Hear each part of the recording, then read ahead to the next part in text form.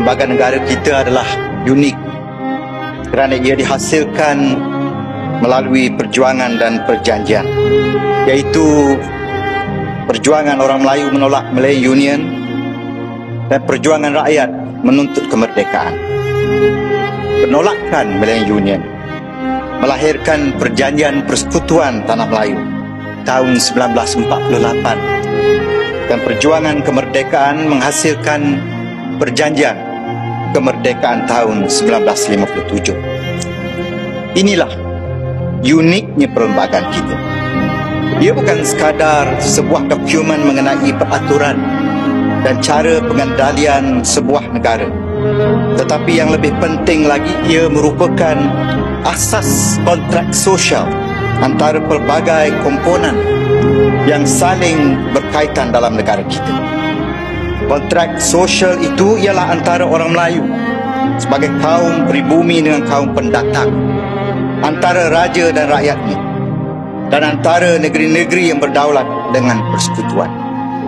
Masing-masing diberikan jaminan haknya sebagai timbal balas kepada kerelaan mereka melepaskan sebahagian daripada haknya yang lain. Orang Melayu mendapat hak keistimewaan orang Melayu, jaminan kedudukan agama Islam, bahasa Melayu, tanah rizab Melayu dan hak-hak yang lain.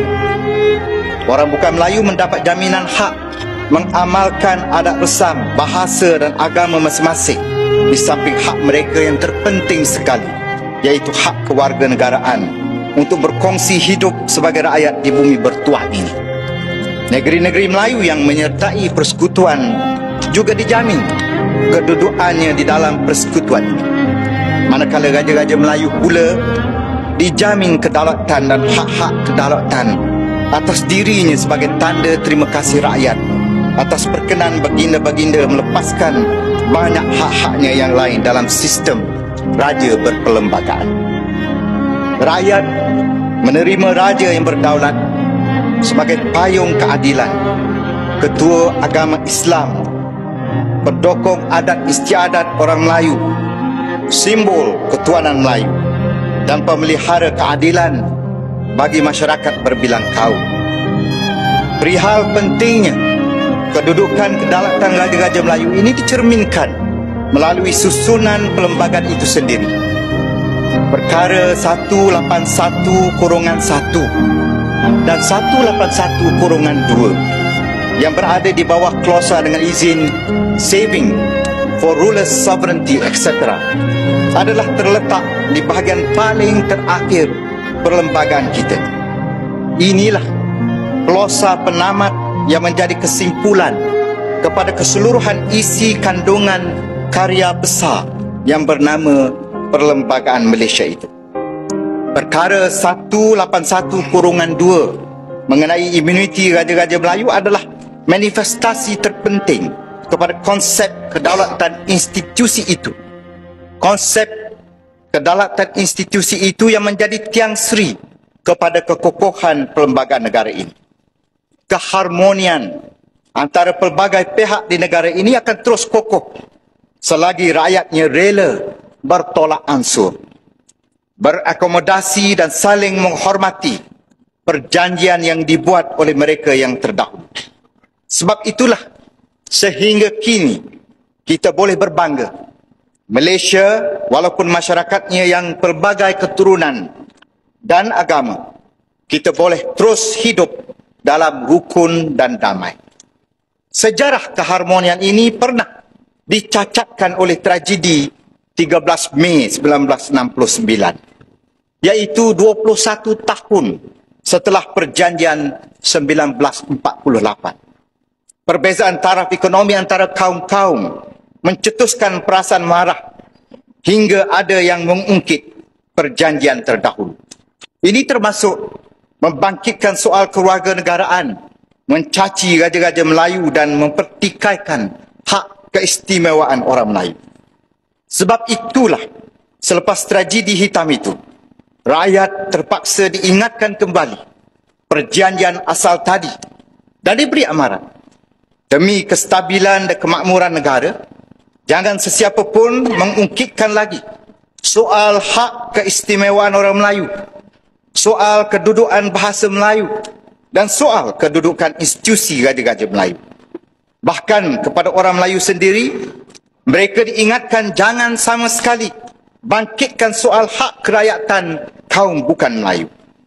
Ini adalah persetujuan asal yang tidak boleh diungkit lagi. Kebebasan bersuara yang dijamin dalam perlembagaan bukannya untuk memaki hamun sesiapa sahaja tanpa mengambil kira soal sensitiviti perasaan rakyat yang berbilang kaum. Sebab itulah dalam tahun 1971 Perlembagaan Persekutuan dipinda dan dimasukkan perkara 63/2 yang melarang sesiapa sahaja termasuk di Dewan yang mulia ini membangkitkan perkara-perkara yang disifatkan sensitif oleh Akta Hasutan. Ini termasuklah soal yang menyentuh kedudukan dan kemuliaan martabat Raja-Raja Melayu. Bagi mengelakkan peristiwa pahit tadi berulang lagi, kita memberi kunci amanah kestabilan negara kepada institusi Raja-Raja Melayu. Saya ulangi. Kita memberi kunci amanah kestabilan negara kepada institusi Raja-Raja Melayu yang berdaulat untuk menyimpan, bukan kepada ahli-ahli politik. Amanah itu ialah perkara 159/5 Perlembagaan Persekutuan. Antara lainnya, perkara 159/5 ini menyatakan bahagian 3 perlembagaan kita mengenai hak kewarganegaraan. Perkara 38 mengenai kedudukan Raja-Raja Melayu. Perkara 152 mengenai kedudukan bahasa Melayu. Dan perkara 153 mengenai hak keistimewaan orang Melayu. Tidak boleh dipinda melainkan dengan persetujuan Majlis Raja-Raja Melayu. Inilah amanah besar keharmonian negara yang tidak boleh diubah oleh kuasa majoriti 2/3 di Dewan Rakyat tanpa persetujuan Majlis Raja-Raja Melayu. Maka inilah peranan paling unik dan terbesar yang diamanahkan kepada institusi Raja-Raja Melayu kita.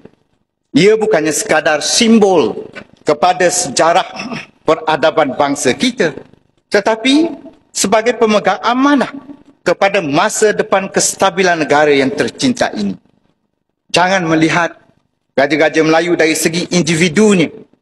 Benar, 9 orang individu yang bergelar raja mungkin tidak banyak menentukan masa depan kita.